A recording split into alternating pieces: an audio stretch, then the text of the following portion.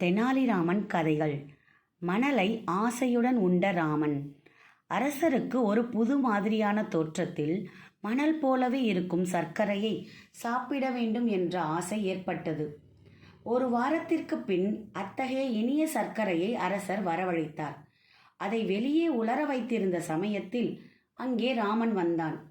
அவன் அரசரை பார்த்து, அரசே, இது என்ன என்று கேட்டான். அதை ராமன் சாப்பிடாமல் இருப்பதை தடுப்பதற்காக அரசர், இது ஒரு புது மாதிரியான மணல் என்று பதிலளித்தார். இதை நம்பியது போலவே ராமனும் பதில் ஏதும் பேசவில்லை. உள்ளே சென்ற அரசர் தன் ராணிகளிடம் ராமனை ஏமாற்றிவிட்டதை பற்றி பெருமையாக சொல்லிக் கொண்டார்.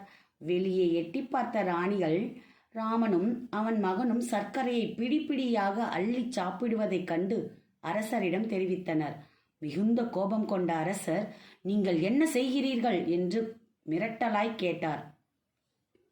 அதற்கு ராமன் அரசரை பார்த்து, அரசே, எங்கள் எருமைக்கன்று இறந்துவிட்டது. துக்கம் தாங்காமல் நாங்கள் இந்த மணலை அள்ளி சாப்பிடுகிறோம் என்று பதிலளித்தான்.